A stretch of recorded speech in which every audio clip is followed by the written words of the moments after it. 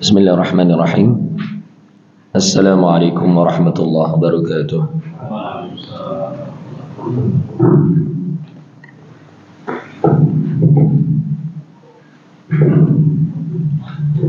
Alhamdulillah. Alhamdulillah ala ihsanih.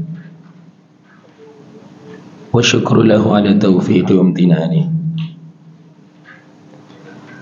Wa asyhadu an la ilaha illallah wahdahu la syarika lah ta'ziman li sya'nih wa asyhadu anna Muhammadan 'abduhu wa rasuluh ad-da'i ila ridwanih sallallahu alaihi wa ala alihi wa ashabihi wa man tabi'ahum bi ihsanih.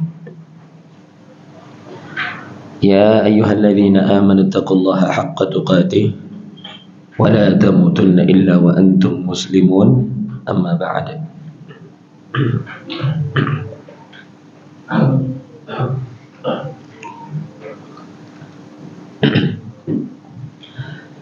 Ma'asyiral muslimin wal muslimat rahimani wa rahmakumullah. Alhamdulillah, marilah kita senantiasa meningkatkan rasa syukur kita kepada Allah Subhanahu wa taala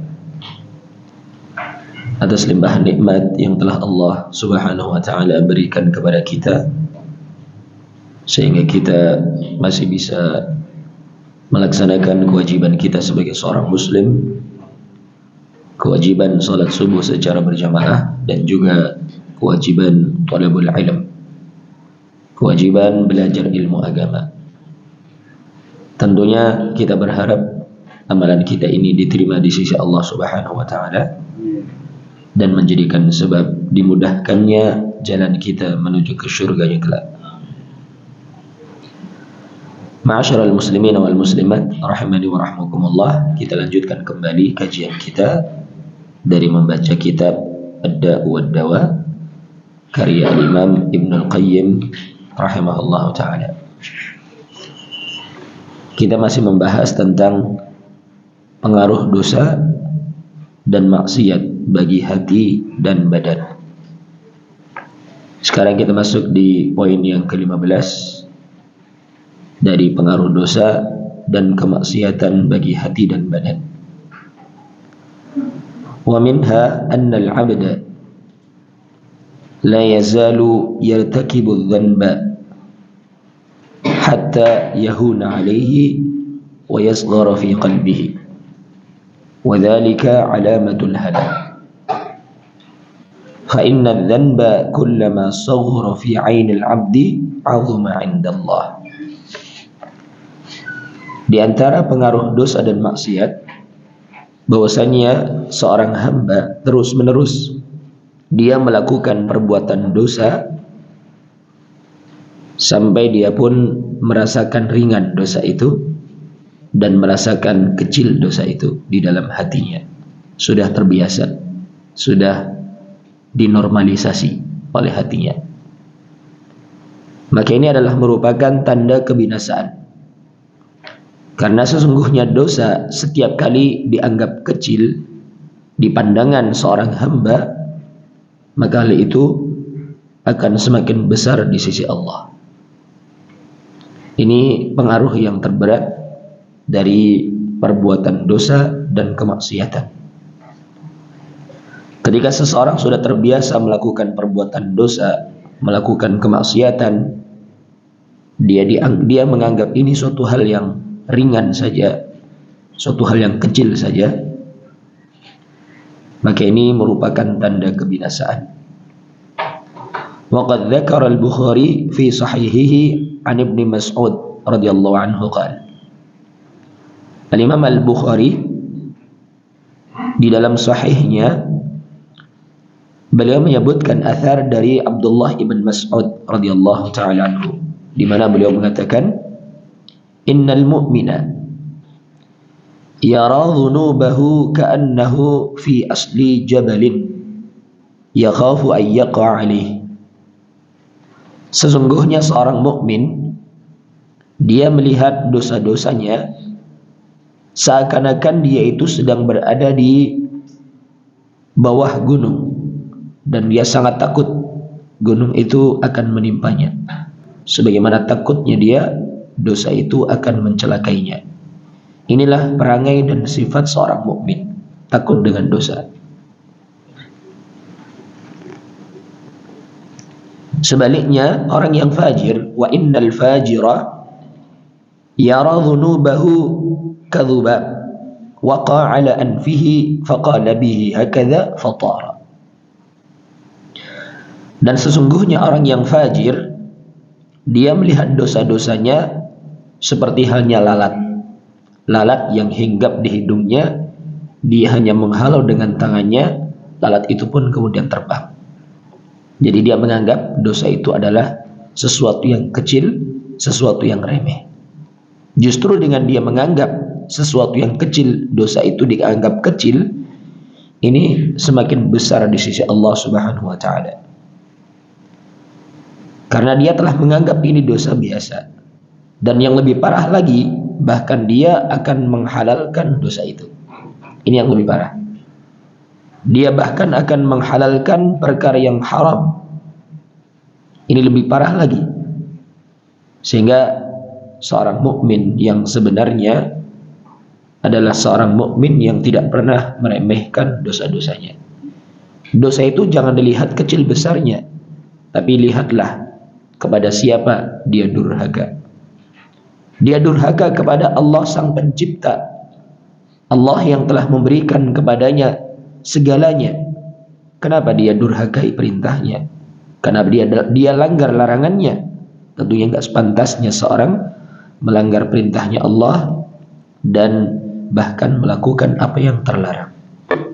Sehingga ketika melihat dosa itu, jangan melihat kecil besarnya, tapi lihatlah siapa yang sedang dia durhakai. Ini yang ke-15. Kemudian yang ke-16, wa minha anna ghairahu minan nas wad dawab ya'udu alaihi syu'mu dhunubihi fayahtariqu huwa wa ghairuhu bi syu'mi dhunubi wadh dhulmi. Di antara pengaruh dosa dan maksiat, bahwasanya orang lain, demikian pula bahkan ad-dawab, yakni binatang melata, ini akan kembali kepadanya karena syu'umu dhunubihi, jeleknya dosa-dosanya. Dia dan juga orang yang selainnya ini akan binasa dengan jeleknya dosa-dosa dan kezaliman yang dilakukannya. Wa qala Mujahid, Al-Imam Mujahid Ibn Jabr, salah seorang ulama di tafsir dari kalangan tabi'in, beliau mengatakan, innal bahaima tal'anu 'usata bani Adam idza ishtaddat as-sanah idza ishtaddat as-sanatu wa amsaka al-mataru wa taqul hadha bi syu'mi maksiyati bani Adam. Mujahid mengatakan, sesungguhnya binatang ternak ini akan melaknat pelaku kemaksiatan dari kalangan Bani Adam apabila paceklik sudah semakin berat dan hujan sudah tertahan karena sebab kemaksiatan Bani Adam. Binatang pun mengatakan hadza bi syu'mi maksiyati Bani Adam. Ini semuanya terjadi dengan sebab perbuatan maksiat, perbuatan-perbuatan dosa yang dilakukan oleh Bani Adam, yang dilakukan oleh manusia. Ma'asyiral muslimin wal muslimat rahimani wa rahimakumullah, di dalam hadis disebutkan bahwasanya dosa itu memiliki pengaruh terhadap diri orang lain dan bahkan lingkungan. Salah satunya tadi, dengan sebab perbuatan dosa manusia, Allah akan menahan dari menurunkan hujan di muka bumi. Ini disebutkan di dalam hadis dari Abdullah ibn Umar radhiyallahu taala anhuma, riwayat al-Imam Ibnu Majah, Al-Hakim dan Al-Baihaqi, di mana Rasul bersabda, "Ya ma'syaral muhajirin, khamsun idza betulitum bihinna wa a'udzu billahi an tudrikuhunna." Wahai ma'syarul muhajirin, wahai sekalian orang-orang muhajirin, ada 5 perbuatan. Jikalau kalian ditimpa dengan 5 perbuatan tersebut, niscaya akan datang hukuman dari Allah yang disegerakan. Dan aku berlindung kepada Allah, jangan sampai kalian melakukan perbuatan-perbuatan berikut. Yang pertama, Rasul menyatakan, lam tadhhar al-fahishatu fi qaumin qattu hatta yu'linu biha illa fasha fihim at-ta'un wal awja' allati lam takun madat fi aslafihim alladhina madaw. Tidaklah perbuatan keji, perbuatan zina, perbuatan liwat nampak pada suatu kaum, bahkan mereka melakukan hal tersebut secara terang-terangan, melainkan akan tersebar di tengah-tengah mereka wabah penyakit ta'un dan juga penyakit-penyakit yang belum pernah terjadi di generasi-generasi sebelumnya. Ini yang pertama, tersebarnya penyakit karena sebab perbuatan dosa. Dalam hal ini adalah perbuatan keji, perzinaan, liwat dan yang semisal dengannya. Ini semuanya adalah perbuatan dosa yang menyebabkan wabah penyakit dan juga penyakit-penyakit yang belum pernah ada di generasi-generasi sebelumnya. Kemudian yang kedua, walam yanqusu al-mikyala wal mizan illa ukhidhu bis-sinin wa shiddatil ma'unah wa judis sultani wa jawris sultani alaihim. Rasul menyatakan, dan tidaklah mereka mengurangi takaran dan juga timbangan di dalam berdagangan, melainkan mereka akan ditimpa paceklik, kesulitan hidup dan kezaliman penguasa. Ini akibat dari perbuatan dosa, berbuat curang di dalam perdagangan. Mengurangi takaran dan timbangan akan menjadikan sebab paceklik yang berkepanjangan, sulitnya hidup dan juga kekejaman penguasa atas mereka. Kemudian yang ketiga, walam yamna'u zakata amwalihim illa muni'u al-qatra minas sama walaula al-bahaim lam yumtaru. Dan tidaklah mereka itu menahan zakat hartanya mereka, kecuali Allah pun akan menahan tetesan air hujan dari langit. Kalau seandainya bukan karena binatang ternak, maka mereka tidak akan dihujani. Sehingga binatang ternak tadi dikatakan oleh Mujahid, mereka akan melaknat Bani Adam ketika hujan tidak turun karena sebab perbuatan dosa mereka. Salah satunya tadi adalah berbuat curang di dalam perdagangan, mengurangi takaran dan timbangan, serta mereka menahan dari zakat harta mereka. Kemudian yang selanjutnya, walam yanqudu ahdallahi wa ahda rasulih illa sallatallahu alaihim aduwan min ghairihim fa akhadhu ba'dha ma fi aydihim.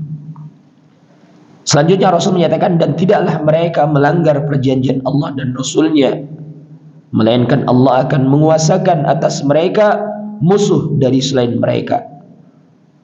Kemudian musuh itu pun merampas sebagian dari harta mereka. Dan yang kelima, Rasul menyatakan, wa ma lam tahkum a'immatuhum bi kitabillah wa yatakhayyaru mimma anzalallah illa ja'alallahu ba'sahum bainahum.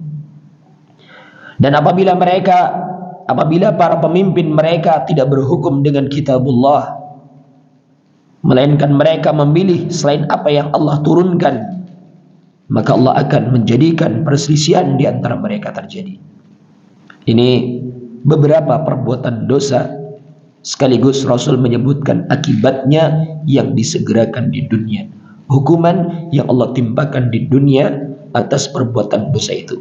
Sehingga dosa itu bukan cuma merugikan diri sendiri, tapi juga merugikan orang lain dan juga akan merusak lingkungan. Terjadinya kekeringan paceklik tidak lain karena perbuatan dosa manusia. Mereka berbuat curang di dalam perdagangan, mengurangi takaran, mengurangi timbangan, dan mereka menahan zakat harta mereka. Sehingga kaitannya sama ucapan Mujahid tadi, binatang itu akan melaknat Bani Adam, manusia, ketika hujan tidak turun kepada mereka dengan sebab perbuatan-perbuatan dosa. Sehingga pengaruhnya bukan cuma untuk orang yang melakukannya, tapi orang lain pun akan bisa terdampak perbuatan dosa yang ada di sekitar mereka ketika tidak terjadi di antara mereka amar ma'ruf dan nahi mungkar. Tidak ada lagi orang yang mengingatkan kepada kebaikan, mencegah dari kemungkaran. Tinggal tunggu saja, hukuman Allah pasti akan datang. Sehingga penting bagi kita untuk senantiasa amar ma'ruf dan nahi mungkar, mengajak kepada kebaikan, mencegah dari kemungkaran, dan kita berlindung kepada Allah Subhanahu wa taala dari akibat perbuatan-perbuatan dosa mereka, orang-orang yang melakukannya. Kita lanjutkan di poin yang ke-17 dari pengaruh dosa dan maksiat. Wa minha anna al-ma'siyata turithu dhulla wa la budda fa innal 'izza kullal 'izzi fi ta'atillah. Dan di antara pengaruh dosa dan maksiat, bahwasanya maksiat ini akan mewariskan kerendahan, kehinaan, dan itu mesti. Karena kemuliaan dengan sebenar-benar kemuliaan tidaklah akan didapatkan kecuali di dalam ketaatan kepada Allah. Sebagaimana Allah Subhanahu wa taala berfirman di surat Fatir ayat yang ke-10, di mana Allah Subhanahu wa taala berfirman, "Man kana yuridul 'izzata falillahil 'izzatu jami'a ilaihi yas'adul kalimut thayyib wal 'amalus salihu yarfa'u walladzina yamkuruna as-sayyi'at lahum 'adzabun syadidun wa makru ulaika huwa yabur." Allah Subhanahu wa taala berfirman, barang siapa yang menghendaki kemuliaan, maka ketahuilah kemuliaan itu semuanya adalah milik Allah. Kepadanya lah akan naik perkataan-perkataan yang baik dan amalan yang saleh, dan dia akan mengangkatnya. Adapun orang-orang yang merencanakan makar, kejahatan-kejahatan, mereka akan mendapatkan azab yang sangat keras, dan rencana jahatnya mereka pasti akan hancur. Ai fayatlubha bi ta'atillah. Ketika seorang ingin mencari kemuliaan, carilah kemuliaan dengan ketaatan kepada Allah. Fa innahu la yajiduha illa fi ta'atihi.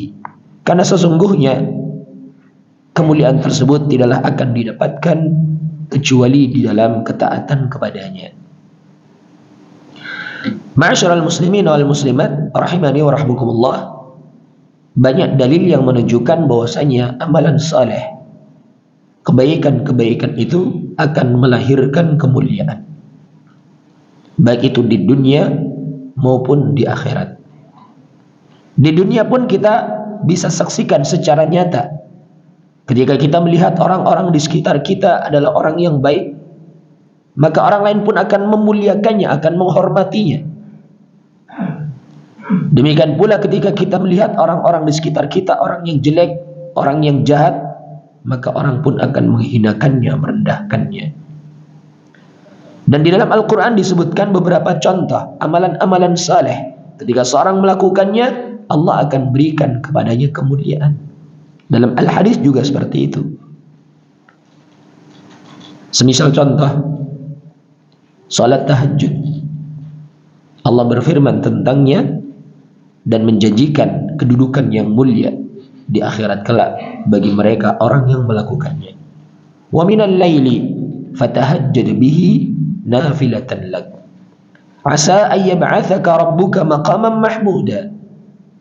Dan dari sebagian malam bertahajudlah engkau sebagai tambahan bagimu, dan mudah-mudahan Rabbmu akan membangkitkanmu dalam keadaan memiliki maqaman mahmuda, kedudukan yang terpuji, kemuliaan di akhirat kelak bagi mereka orang yang melakukannya. Dan banyak contoh-contoh yang lain. Amalan saleh akan melahirkan kemuliaan dunia maupun akhirat. Sebaliknya perbuatan dosa, kemaksiatan ini hanya akan melahirkan kehinaan dan kerendahan dunia maupun akhirat. Wa kana min du'ai ba'di salaf, Allahumma a'azzani bi ta'atika wa la tudhillani bi ma'siyatika. Dan dahulu di antara doanya sebagian salaf, sebagian generasi terbaik dari umat Islam ini, mereka berdoa dengan mengucapkan Allahumma a'azzani bi ta'atika wa la tudhillani bi ma'siyatika. Ya Allah, muliakanlah aku dengan ketaatan kepada Engkau, dan janganlah Engkau hinakan aku, jangan Engkau rendahkan aku dengan sebab kedurhakaanku kepadamu. Ini doa dari sebagian salaf.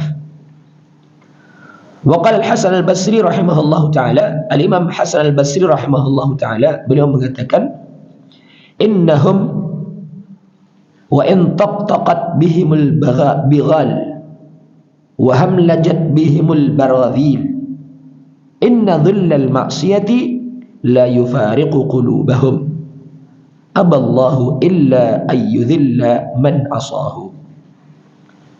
Al-Imam Hasan Al-Basri rahimahullahu ta'ala beliau mengatakan, sesungguhnya mereka ahlul maksiat ini kerendahannya itu tidak akan bisa, kehinaan yang akan menimpa mereka tidak akan bisa terlepas dari mereka. Wa in taqtaqat bihimul bighal, meskipun bighal ini sudah lari dengan cepat, yakni menginjakkan kakinya di tanah yang keras, di bebatuan yang keras.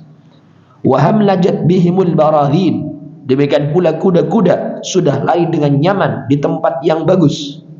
Inna dhullal maksiyati la yufariqu qulubahum, sesungguhnya kehinaan maksiat tidak akan bisa meninggalkan hati-hatinya mereka, karena Allah enggan, kecuali hanyalah akan menghinakan mereka orang-orang yang bermaksiat kepadanya, orang-orang yang durhaka kepadanya.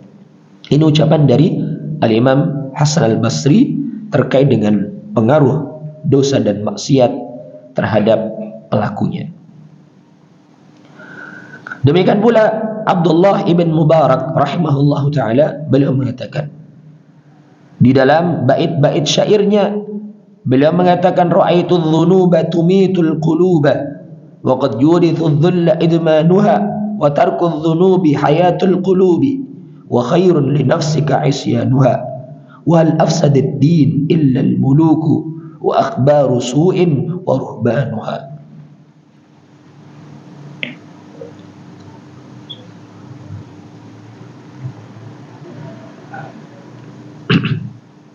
Al-Imam Abdullah ibn Mubarak beliau mengatakan, ra'aitu dhunuba tumitul qulub, aku melihat, aku berpendapat bahwasanya dosa-dosa itu akan mematikan hati. Wa qad yurithu dhulla idmanuha, dan terkadang bahkan mewariskan kerendahan, kehinaan ketika seorang terus-menerus melakukan perbuatan dosa. Wa tarku dhunub hayatul qulub, sebaliknya meninggalkan perbuatan dosa, di sana ada padanya kehidupan hati. Wa khairun li nafsika isyanuha, dan yang terbaik bagimu adalah meninggalkan perbuatan-perbuatan dosa itu. Wal afsadad dina illa al muluku wa akhbaru su'in wa ruhbanuha, dan bukankah agama itu rusak oleh para penguasa, oleh para ulama, oleh ahlu ibadah yang buruk. Ini ucapan dari Al-Imam Abdullah ibn Mubarak. Ma'asyiral muslimin wal muslimat rahimani wa rahimakumullah, ada 3 poin pokok yang disebutkan di dalam syairnya Abdullah bin Mubarak. Yang pertama terkait dengan pengaruh dosa bagi hati. Ini bukan hanya sekedar akan membuat hati itu sakit, tapi lebih dari itu, semakin seorang terus-menerus melakukan perbuatan dosa akan membuat hatinya itu mati. Kalau masih sakit masih bisa diobati, tapi kalau sudah mati tidak ada lagi yang bisa mengobati hati yang sudah mati. Sebagaimana jasad ketika masih sakit masih ada harapan untuk bisa diobati, tapi kalau sudah mati tidak ada harapan lagi. Maka demikian pula dengan hati ketika sudah mati karena terlalu banyak melakukan perbuatan dosa, naudzubillah, kebaikan apapun, nasihat apapun yang datang dari siapapun tidak lagi akan diterima olehnya karena hatinya sudah mati. Dan ini perbuatan dosa tersebut benar-benar akan mewariskan kerendahan, kehinaan ketika seseorang itu terus-menerus melakukannya. Ini yang pertama. Kemudian yang kedua terkait dengan hidupnya hati, sebabnya itu adalah meninggalkan dosa, melakukan amalan saleh, melakukan kebaikan-kebaikan. Sehingga hendaklah kita terus-menerus meninggalkan perbuatan dosa agar supaya hati kita tetap hidup. Ya, namanya manusia mungkin terkadang terjerumus dalam perbuatan dosa. Tapi ketika seorang terjerumus dalam perbuatan dosa, jangan menganggap ini suatu hal yang biasa. Jangan normalisasi dosa.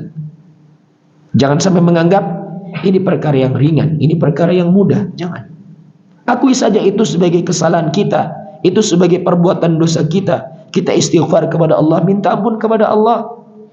Jangan sampai kita menganggap hal itu suatu hal yang biasa, bahkan mencari pembenaran atas perbuatan dosa kita itu, sehingga kita pun akan binasa dengan dosa-dosa. Dan yang ketiga, terkait dengan sebab rusaknya agama, disebutkan di situ ada 3 orang yang menjadikan sebab agama itu rusak. Yang pertama adalah para penguasa, al-muluk, para raja, para penguasa. Dan yang kedua adalah ahbar, para ulama yang memiliki pengetahuan akan tetapi dia tidak mengamalkan pengetahuan ilmu yang telah dimilikinya. Dan yang ketiga adalah ahli ibadah, para rahib, ahli ibadah yang mereka beribadah dengan tanpa dasar ilmu. Ini 3 sebab dari sebab-sebab kerusakan. Sehingga kalau kita tahu kerusakan agama itu dengan 3 sebab ini, maka yang pertama hendaklah kita berdoa kepada Allah agar supaya Allah memberikan kepada kita para penguasa, para pemimpin yang baik. Dan kita berlindung kepada Allah jangan sampai kita itu diberikan penguasa, diberikan pemimpin yang buruk. Di antara doa yang Rasul ajarkan kepada kita, Allahumma la tusallit alaina bidhunubina man la yakhafu fina wa la yarhamuna. Ya Allah, janganlah Engkau kuasakan kepada kami dengan sebab dosa-dosa kami para pemimpin yang tidak takut kepada Engkau dan tidak pula menyayangi kami. Ini doa yang dahulu Rasul ajarkan kepada kita. Allahumma la tusallit alaina bidhunubina man la yakhafuka fina wa la yarhamuna. Ya Allah, janganlah Engkau kuasakan kepada kami dengan sebab dosa-dosa kami pemimpin-pemimpin yang tidak takut kepada Engkau dan juga mereka tidak menyayangi kami. Rasul juga pernah berlindung kepada Allah, Allahumma inni a'udzubika min imaratis sibyan was sufaha. Ya Allah, sungguh aku berlindung kepada Engkau dari pemimpin yang kekanak-kanakan dan pemimpin yang bodoh. Ini pelindungan yang Rasul SAW ucapkan.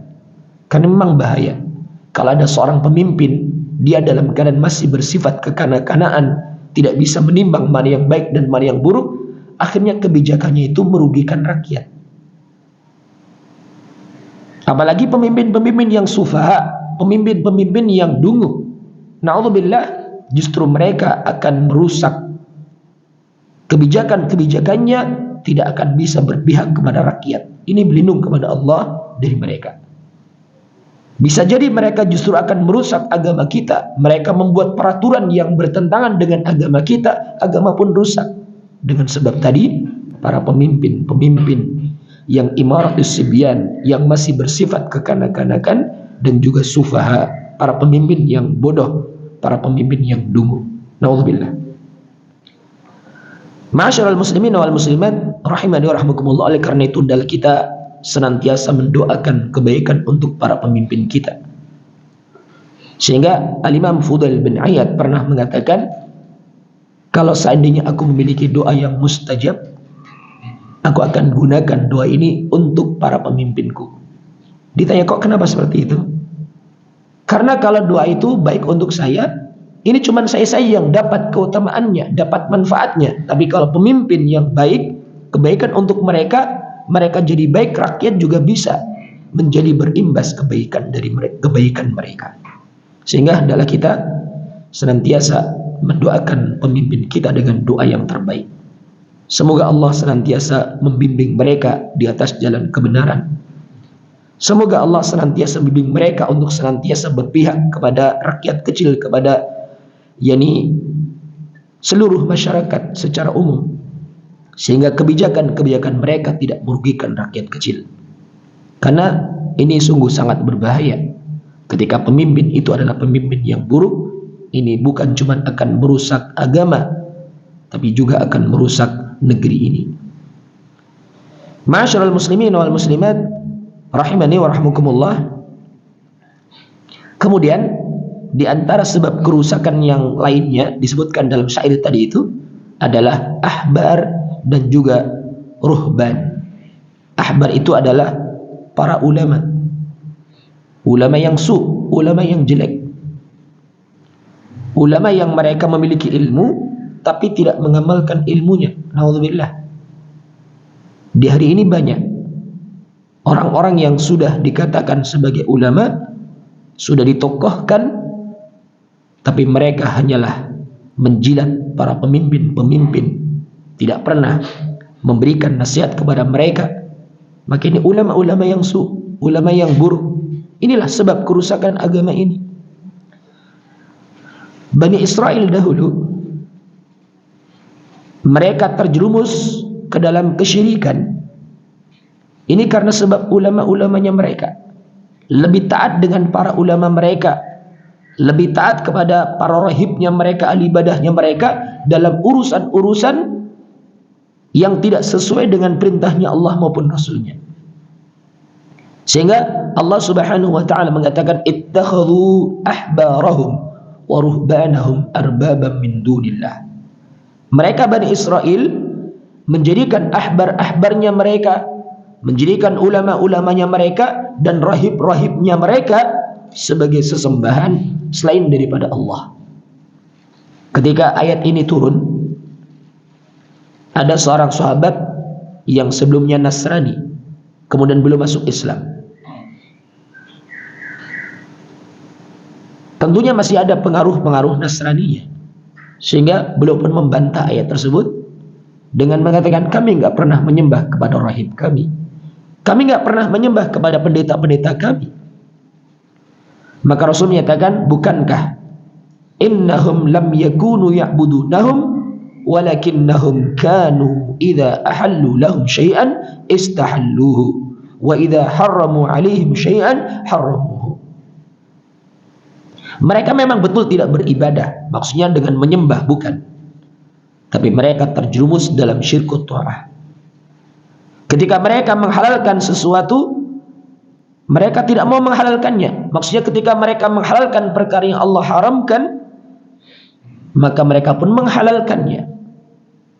Sebaliknya ketika mereka mengharamkan sesuatu yang Allah halalkan, mereka pun ikut mengharamkannya, enggak peduli. Perkataan Allah dalam kitabnya mereka, tidak peduli dengan perkataan nabinya mereka. Yang penting pendeta mereka mengatakan seperti ini, ulama mereka mengatakan seperti ini, mereka ikuti. Sama halnya dengan sebagian kaum muslimin, ada juga yang terlalu berlebihan dalam menyikapi fatwa para ulama, fatwa para asatidz, sehingga ketika ulama ustadz tertentu mengatakan ini halal, padahal itu haram, enggak peduli lagi, langsung ikut-ikut menghalalkannya. Ketika ada seorang ulama, seorang ustadz ataukah yang semisal dengannya mengatakan itu haram dalam perkara yang Allah halalkan, ikut pula mengharamkannya. Ini yang disebut dengan syirkut ta'ah. Sebagaimana orang-orang Yahudi, orang-orang Nasrani terjerumus dalam syirkut ta'ah ketika lebih mentaati ahbarnya mereka, ulanya mereka daripada ketaatan kepada Allah maupun Rasulnya. Inilah yang menjadikan sebab rusaknya agama. Ada 3. Para penguasa, para ulama, dan ahli ibadah yang yang buruk mereka. Ulama yang mereka tidak mengamalkan ilmunya. Demikian pula para ahli ibadah yang mereka beribadah tidak didasari dengan ilmu. Inilah yang dikatakan sebagai perusak agama. Al-Imam Abdullah ibn Mubarak mengatakan, wal afsadad din illa al-muluku wa ahbaru su' wa ruhbanuha. Ini beberapa hal yang terkait dengan pengaruh dosa, dan ada tambahan lain terkait dengan sebab rusaknya agama karena 3 orang. Para penguasa yang buruk, para penguasa, para ahbar, dan juga para rahib yang mereka berperangi dengan perangi yang buruk. Sehingga kita berlindung kepada Allah Subhanahu wa taala dari keburukan-keburukan yang ada pada para pemimpin kita, para ulama-ulama, dan juga para rahib-rahib ahli ibadah yang mereka juga tidak mengamalkan ilmunya, tidak beribadah sesuai dengan ilmu yang datang di dalam agamanya. Satu pembahasan lagi yang ke-18, wa minha anna al-ma'asi tufsidul aqla fa inna lil aqli nuran wal ma'siyatu tudfi'u nural aqli wala budda wa idza tufi'a nuruhu dha'afa wa naqusa. Dan di antara pengaruh dosa dan maksiat, bahwasanya maksiat itu ini akan merusak akal. Kemaksiatan itu akan merusak akal. Fa inna lil aqli nuran, karena akal itu sebenarnya memiliki cahaya, memiliki petunjuk. Wal ma'siyatu tudfi'u nural aqli wala budda. Sementara kemaksiatan itu akan memadamkan cahayanya akal, dan itu mesti. Tidak bisa tidak, mesti. Wa idza tufi'a nuruhu, kalau cahaya akal tersebut sudah dipadamkan, dha'ufa wa naqusa. Kalau cahaya tadi sudah padam, tentunya akal itu akan semakin lemah dan akan berkurang. Kita lihat orang-orang yang berbuat kemaksiatan. Kita lihat orang-orang yang berbuat kesyirikan. Akal sehatnya sudah tidak bisa lagi digunakan. Kotoran kerbau dijadikan sebagai apa? Rebutan. Ini kan akal sehat saja sudah tidak bisa menerima. Apa gunanya berebut kotoran kerbau dengan harapan bisa mendapatkan keberkahan? Ini jelas telah merusak akalnya. Maksiat yang terbesar adalah kesyirikan. Ini ada 2 kemungkinan. Kemungkinan yang pertama, dia menganggap memang kotoran itulah, kerbau itulah yang bisa memberikan keberkahan. Ini syiriknya syirik akbar. Kalau dia tetap meyakini yang mendatangkan keberkahan adalah Allah, tapi ini hanyalah sebagai sebab saja, ini syiriknya syirik asghar. Karena dia mengambil sebab dengan sesuatu yang tidak bisa dijadikan sebagai sebab. Ya. Jadi ada 2 kemungkinan ya. Syirik akbar, ketika mereka meyakini kerbau itulah, kotoran itulah yang mendatangkan keberkahan, yang menjadikan sebab larisnya dagangan mereka dan yang semisal dengannya, ini syirik akbar. Tapi kalau dia masih meyakini Allah yang memberikan keberkahan, sebabnya tadi adalah dengan kotoran kerbau tadi ini syiriknya syirik asghar. Tapi meskipun asghar, tidak sepantasnya seorang terjerumus di dalamnya. Karena syirik meskipun kecil, ini termasuk kezaliman yang terbesar. Inna syirka la dzulmun azim. Sesungguhnya kesyirikan benar-benar kezaliman yang sangat besar. Wa qala ba'du salaf, sebagian salaf mengatakan, ma'asallaha ahadun hatta yaghiba aqluhu. Tidaklah seseorang durhaka kepada Allah sampai akalnya itu hilang. Ini diantara pengaruh dosa dan maksiat bagi hati, dan bahkan di sini disebutkan ini akan berpengaruh pula bagi akal, akan bisa merusak akal, bahkan akan bisa menghilangkan akalnya itu. Na'udzubillah. Ini beberapa poin yang bisa kita sampaikan, mudah-mudahan bermanfaat untuk diri pribadi kepada kaum muslimin serta kaum muslimat seluruhnya, dan kurang mohon maaf. Sebelum kita tutup, silakan barangkali ada pertanyaan. Monggo.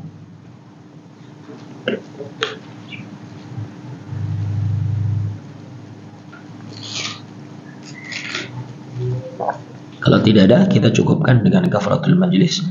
Subhanakallahumma bihamdika asyhadu an la ilaha illa anta astaghfiruka wa atubu ilaik. Assalamualaikum warahmatullahi wabarakatuh.